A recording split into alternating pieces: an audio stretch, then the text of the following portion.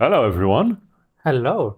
You might be surprised seeing us Yes, here, aren't you? it's a completely new setup, isn't it, TK? Where are we? Well, What are we doing? we're in a different Sky office, Yes, actually in our regular Brixton office. that's I right. remember when I picked this room, Arif, I told you that we're going to have some proper daylight outside, We are. but sadly, We're we're too not. late. We're too Ah, late. what's you going to do about it, right? This is the problem with winter time here in London, in the UK.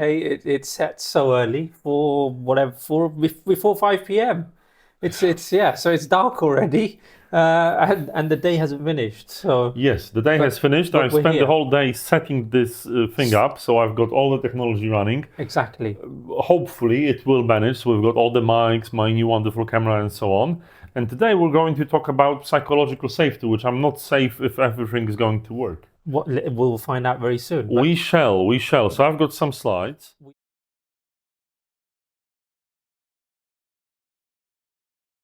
talking So about. why does it matter, Arif? Well, this is well, that's the question, isn't it? I've seen a lot nowadays where people, I think to some extent, not dismiss the idea of psychological safety, but because it's been a concept that has been around for a number of years, I think, at least, as in popularized over the past few years. I guess Yeah. so, yeah. People are, I don't know if they're bored of it, but they're coming out with kind of, I've seen comments and thoughts around, well, safety.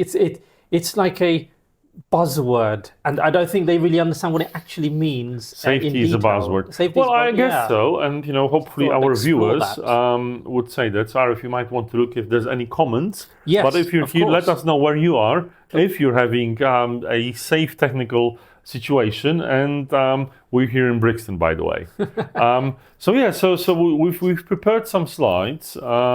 So the first one is talking about So, a person and a model, isn't it? well, let's introduce the definition. I Yes. think that's where we should start. What is it? Where does it come from? And this lovely lady on the screen here, Amy Edmondson, very well known. She's actually the lady who's popularized this concept of psychological safety. Okay. Professor at Harvard University, and this is her kind of definition. There's plenty online, but of her work in terms of essays she's written, videos she's done. But this is the kind of nice summary definition that I wanted to share with all of our viewers today, which is as she says, a belief that no one will be punished or humiliated for sharing ideas, questions, concerns, or mistakes. So I guess TK, Yes. do you think we have working environments in this day and age, 2023, where perhaps some of this happens, or where you think that this is quite a challenge for our modern workplaces still today? So it's a difficult question to answer, Arif, so I will answer a different one, like a proper politician, using my psychological safety, which is, are we getting closer to it compared to, I don't know, 2010, which we both been in the beginnings of our careers, to like now? Has it changed? I think, well, in my career, it has. I think there's more openness towards showing vulnerability. Right. It's Okay. interesting to, especially sharing ideas, questions, concerns. Sharing mistakes, I guess, is the hardest one of them all. And I think we're living in an age where I think people are sharing their mistakes in the open, Yeah. and it just contributes to the psychological safety environment all over. So there we go. Okay. Interesting. Fair enough. So you think that there is There's a some degree. change? There's a degree, There is some Arif, I change. think. Yeah. I'd love to hear what our audience and viewers Yes, think. So you're here, our viewers. Yes. if you're here, tell us where you're from, where you're tuning in from, and put your thoughts in And is the it safe for you? Yeah. and put your thoughts in the comments, and we'll discuss a bit more about this. But what I wanted to say, I think, is well, there's an example that we're going to come to now, and think this kind of illustrates the challenges in the modern workplace. Now, VW 2005, 2008, around that time, they broke all headlines for what then became, or what since became, known as Dieselgate, especially here in Europe, but I believe in the US I as think well. it broke in the US mostly. I It think did, yeah. yes, you're right. But definitely in the West here, Yeah. Dieselgate became a big thing because it became apparent suddenly that people found out that VW were effectively cheating emissions tests Yeah. with their cars, and were not selling cars with the correct emission values, but actually had cheated and sold cars or missold cars because they were actually higher than they should be. Yep. And it was the I do remember. environmental authorities in countries who kind of uncovered this mis-selling practice. Yes, they mainly uncovered it in the US, and there was a huge lawsuit, and they were fined a lot of money. Find a lot of money. All right, indeed. so what's this got to do with psychological safety? You may ask. So let's. I think we should get into this, and this is doing my little bit of research. I came across this quote in a newspaper article. I thought it really sums up the link to psychological safety, where the anonymous executive has said, very safe, yeah, very safe. They, I think, being leadership and management at VW at the time, they only know one way of management, which is to be aggressive at all times. Now, if we take Amy's definition of psychological safety that we just talked about, a lot of it is about being able to speak up, right? And feel comfortable to be able to voice opinions, concerns, challenges, right? Critique to people or in a working environment. If you're in a working environment where it's so aggressive, to quote this person, that what do you think the impact would be on staff and employees if they work in that type of environment where, as it says here, it's very aggressive? How does it affect employees? It's a controversial statement, really, in terms of being aggressive, because if everyone's aggressive, one would say that psychological safety exists because aggressive is the norm. Yeah. But it's not what these guys, I think, mean. They mean the fact of, I'm just thinking. Your interpretation. I'm interpreting that the leaders are aggressive and everyone is just taking it in. Right. Okay. which basically means that by aggressiveness, what I perceive here and what I assume, they're talking about the culture of aggressiveness in chasing goals and attaining results, and everything else is subservient. But on the other hand, Arif, I think this is a great quote because it also can present the fact that in a aggressive environment that chases results, it's okay to raise mistakes and observations, isn't it? Because it's a part of the aggressiveness. Yeah. So this is interesting because you can be you can be psychologically safe in an environment that's high energy, high octane or high diesel, right? As long as everyone is okay and also high octane, because if they're not, they probably won't feel that safe. So that's a good point. We'll come to that in a moment. Well, in a few moments' time, because there's a nice, I suppose, perspective that Amy has on how we might define the environment. So this is Arif giving me a sign for the next slide. No, we can go back actually. Because there's Sorry. No, it's okay. the clicker didn't work, so we're just trying to communicate non-verbally. But that's fine. There is something else here that I think to build on what you've said, TK, which is I think that what this can result in, and this is what became apparent with the whole Dieselgate episode, is it became apparent that programmers who were working on the software that enabled the cheating, right, felt enabled or felt it was okay to build the software in that way. Very safe. Yeah, very safe. So they felt it was okay to behave unethically, in fact, right? To create a piece of software that would cheat the emissions test, right? So so now the question is, how do you get to a point where that kind of unethical behavior is accepted? So I think Amy's argument would be that if you've got a leadership culture that is, in these words, aggressive, or very much we need to control things and we need to demand lots from you, there's just no room to speak up if you see something going wrong. So you will do things in an unethical. You may make shortcuts. You may not focus on what's important. You'll do things that shouldn't be done because it's the easiest way to do things and not speak up. But on the other hand, I'll challenge you a bit, Arif, by saying the fact that maybe this was a part of the aggressiveness. They felt that even if they do a thing that most of us would consider non-ethical, they were safe to do so because they were protected inside the company. So there's a different way of interpreting that, and it's an interesting case that we're analyzing because it just shows that psychological safety is not always so black and white. Perhaps we'll come to, as I said, let's look We at shall come to stuff, yes. look at Amy's model in a moment, and let's see. So what does it? Okay, if we move on then to our next slide. Yes. What's important, I think, here we need to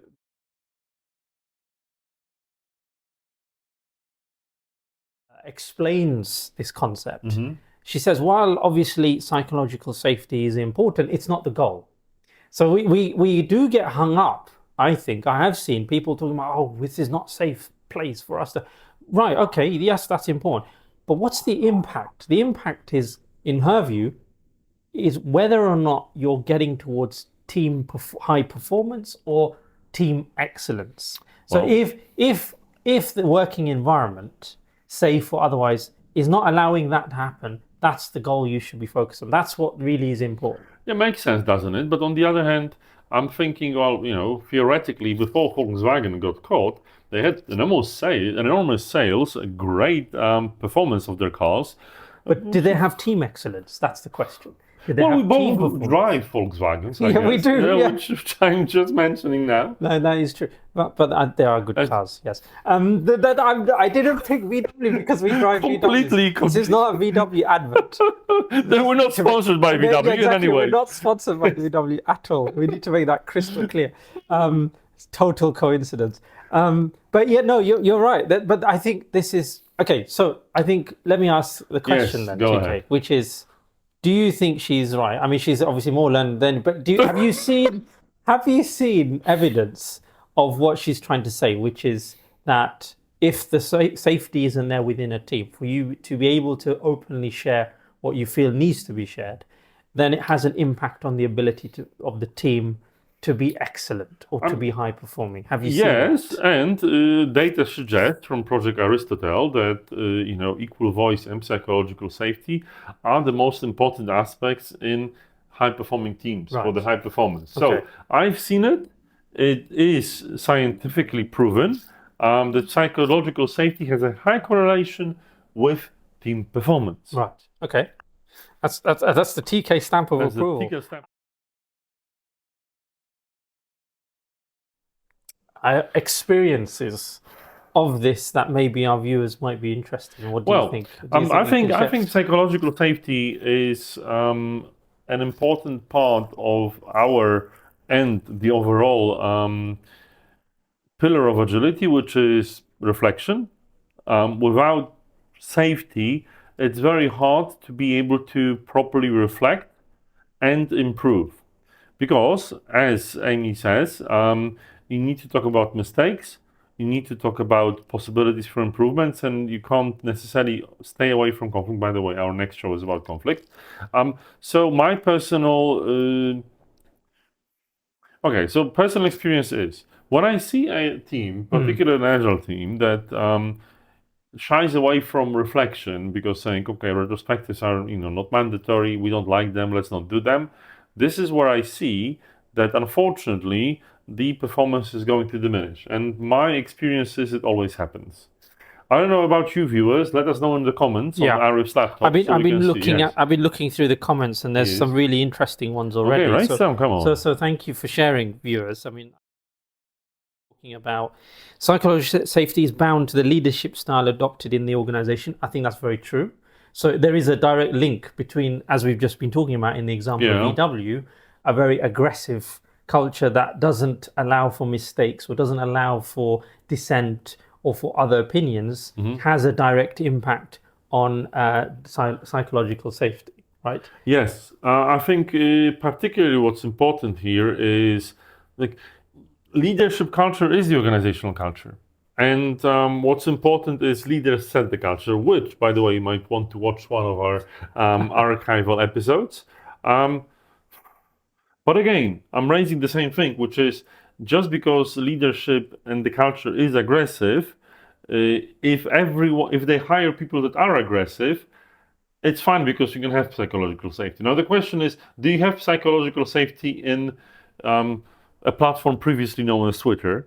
I guess the big twot, whatever his name is, has fired everyone, sacked Most of his everyone that staff. didn't feel like they belong there. So the No. people that are left, I guess, are the ones that feel safe, Well, or they're the yes people, or they have which is they a just yes. they are so uncomfortable that they just say yes because their job security is more Yep. means more to them than anything else. That's also a Or their visa possibility. security, which I've heard Visa, is also whichever, a yes. thing. So Yes. that's the kind of thing we've got to Yeah. look at. So let's move. Yeah. Let's move on. Let's And move on, there's a which is a model from Amy that I think we should talk about and reflect. And yes. I'd love to get the viewers to get involved here as well. And by the way, if we're dropping frames in terms of our stream, sorry for that.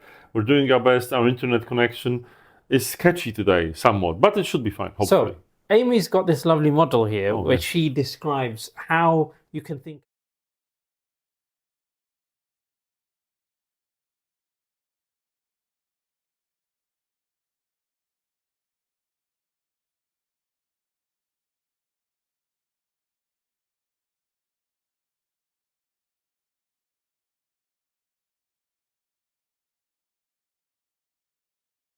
In the top right.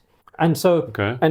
the easiest way to look at this is if we look at a team where there is high degree of accountability, but people in that team or sets of teams don't feel safe to be able to voice their opinions or challenges, then they'll be typically in the anxiety zone.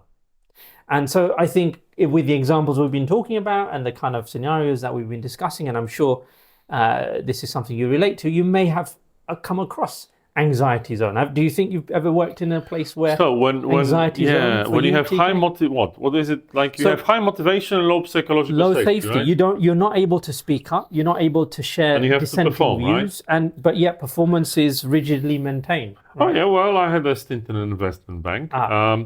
but I think there were areas there where that has been the case. I think every organization has such areas, and the story I can tell. You know what? Whenever I've seen, I guess the viewers know, or the ones that know me like personally, know that I speak out regardless of the level of psychological safety, which definitely has impacted my job security and contributed to us founding Humble Associates. Um, so essentially, yeah, I've seen that, but sometimes you've got people as myself basically working as a lightning rod. Basically saying, look, people are anxious because they're not able to speak up. And yeah, well, the lightning rod gets the lightning, you get the sack, the fire, and there you go. But yes, definitely I've seen that. So the other side of it, which is Yes. what Amy is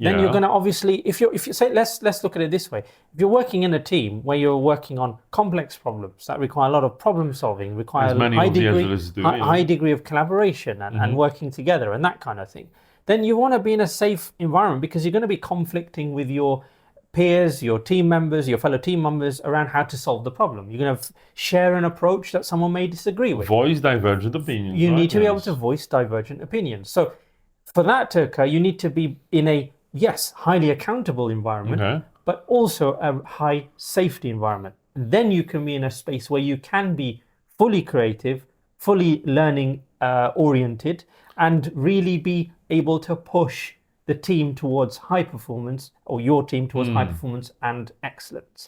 So before you respond to again, what I'd like is if you, in our viewers out there, have a view on Yes. where you think your team lies, then please put that in the comments. I'd love to see where you think your team is. I am looking. So just type in one of the four zones, have a look and see, get a straw poll of what people think. But have a look at that, and it's maybe something for you to Yes. consider. Comfort learning up of your anxiety. One Yes. word. Yeah, exactly. So the apathy zone is going to be a bit like we talked about last time when we talked about that 5 dysfunctions model, where we've got a team that is just not attentive to the results, not really bothered because there's just low trust environment. They don't feel safe to say anything, and the accountability is just low. It's a good thing, but our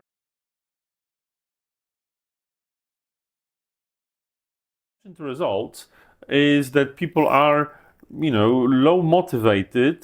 There might be safety. They just think that results aren't that important. So I think you taking the model of Patrick Lencioni, you start in the comfort zone, and it can be also quite dangerous. I think, to be honest, like the model is a bit black and white, and the only place you want to be is the learning zone. Of course, yes. But it's interesting to just plot where you are now. Yes. Let us know in the comments. Let us know in the comments. On Mario's laptop, by the way. On my laptop. So, I think it's so. Let's look at what do we do from here, right? What does this mean? We've got a bit of time left, so let's explore that. And again, what Amy has come up with is, in her words, a toolkit for building this safety. Ooh, okay. I like tools. So let's explore what that is. This is her approach to kind of building that kind of safe environment for people to be able to, or team members to be able to get towards team excellence, team performance. So let's dig in. Number one, setting the stage. And so this is going back to that high accountability element of that graph, right? Which is that, it's really important that from a leadership point of view, you set the boundaries. So if you're working on a new initiative, or you're setting up a team for the first time, you're working on a brand new project with a team, whatever it might be, you need to be really clear about what success looks like, what do the outcomes need to be, what's acceptable, what isn't acceptable. And how and what does set the boundary. What do the relationships need to be like between team members, for instance? How do we work together for us to be able to be successful? And really, maybe have a clear identifying purpose. What is this team about? What is this work about? Why are we doing it? So that there is some sense of togetherness, or there is some sense of common goal for us to achieve. Okay, makes sense. What are your thoughts on this? I mean, we are being called in to help with this stage quite a lot, with various teams, especially leadership teams, and we do like team charters, team canvases, all kinds of teamwork, and we usually start here. So I think it's quite important indeed. But there's a second one, which is interesting, which is to invite participation. What is this one about, Aaron? Well, so if you've built that kind of stage, right? You've had a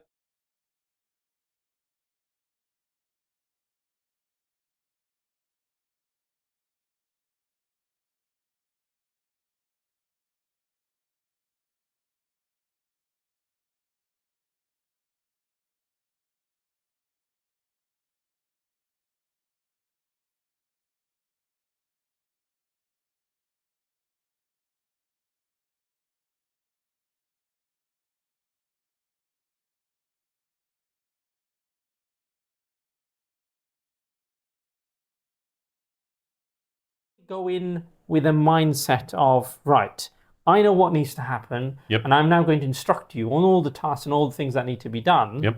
It's going to be very difficult for people to then feel comfortable to challenge, raise concerns, or to raise dissenting views, or to offer something different, right? And if you've paid people a lot of money because they're highly experienced and highly skilled in what they do, why would you then do that? So it's the other way around, which is listen. So take a listening approach. I sound simple, right? Sounds simple, and I've just noticed that I made a small mistake in my software, that when only the screenshot was displayed, you only could see but not hear us. But hopefully you can hear us now, yes. Oh dear. So don't worry about it. I'm sure you've missed only the non-important details. Oh dear. Okay. So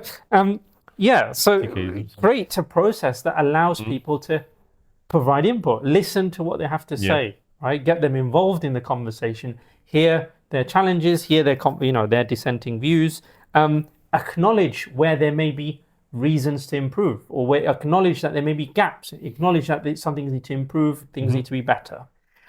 How would you invite participation, TK, if you're a leader? As always, by example. So one is setting an example of saying, look, this is so help people understand what the mission is, why you're doing the things you're doing, and showing that I'm involved myself. Yeah, part of it. I think if you can show things are at stake for you as a leader, as well as the people working for you, it can go a long way. But there's the third step, because as a leader, I need to make sure we're on time. So there you go. We do need to as leaders, respond productively. So that means productively, right?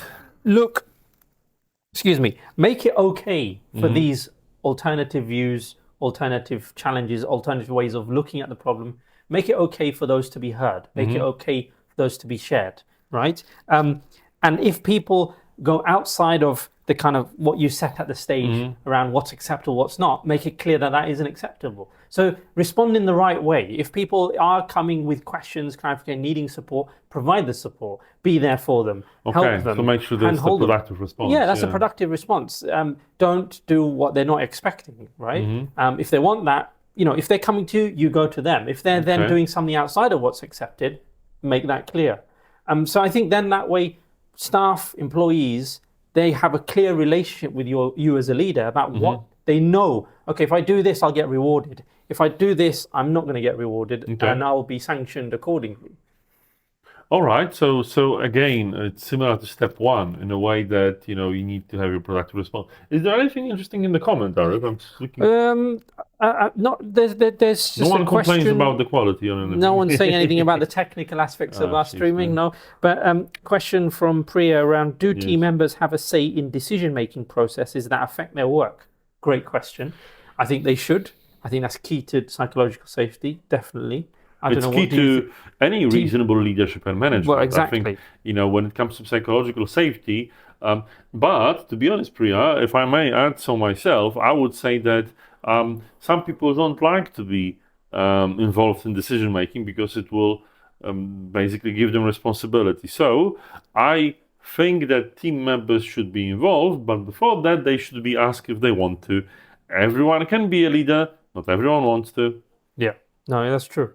But I think this goes back to the other. There's also there's a bit of a link to Dan Pink's work for me here. Yeah. Around, he talks a lot about how you reward people. And one of the ways he talks about is make rewards unexpected. So, so in the same way, I would say this is a link to responding productively. As a leader, if you see good things, reward people without any expectation. Just praise people for doing a good job. Oh man, this is one of my favorite things. Yeah. Yes, when you actually, I remember when we had huge bonuses from deliveries that I was heading, I always loved the opportunity to call someone and tell them they're going to get another salary in the form of a bonus, completely unexpected. People's reactions were, I mean, it's not vainglorious or anything. I thought that if I can show people some gratitude, well, from monetary means, but it means a lot because it's real, right? It's like they get a real transfer. Yeah. No, but even it doesn't have to be a bonus. As I said, just praise saying someone. thank you, right? Say thank you. Well done. That's amazing work. Yeah, letting us know that you like this format of the stream, right? That would in be the great. comments, or giving us a thumbs up. An emoji reaction. Anything really. Subscribe and follow Humble Associates. All those things. All those things. So those are the three kind of steps Amy talks about when it comes to then creating that environment. And I think these are really not always easy, but they're well defined and simple to an extent in terms of how you as a leader, if you're watching this, might want to create the environment for your teams to be high performing and successful. But Arif, you know what? This is called an Agile 101 as a show. So what does it have to do with agility? Well, it's very simple. If we're working in an environment where we are delivering, not delivering necessarily, but we're working in an environment where the type of problem we're solving is, like Lisa explains, and you've seen this before, we show this quite often, right? Where the type of problems is complex, changeable, increasingly, it's part of our interconnected world, etc. If that's the type of problem you're working on, you're going to be working in a team. It's very likely you're going to be working in a team. Indeed, and in that team environment, you're going to be dependent on each other. There's going to be interdependence that's going to happen. So for your team to be successful in delivering whatever you're doing, Amy's got some great tips when it comes to psychological safety. Like the model and the 3 steps. Yes, that we've talked about today, which I think will help you become even more successful in the output you deliver and in your team being high performing. That's the link. Well, it's a beautiful note to end on, Arif, I think, and we're actually at time. Yes. So thank you for participating in this new format of the stream. Sometimes we'll do that. Maybe we will. Yes, and Give us a reaction. Did you give us- enjoy this? Yes. Did you enjoy us in the Yes. same room? Did you actually think we're real people? Did you, or just AI bots and we got the new version of the thing? Exactly. But yes, if you've enjoyed this format and if you want us to improve, we're definitely happy to improve. We feel like it's really safe. Thank you for sending us a million of emojis. I can actually see it on our laptop, which is amazing. And we'll hope to see you soon on our next Agile 101 in 2 weeks. 2 weeks' time, we'll be back again. Thank you so much, Talking everyone. about conflict, hopefully we won't be fighting each other. Not us, but yes. Take care. Bye Have a good bye. evening and afternoon.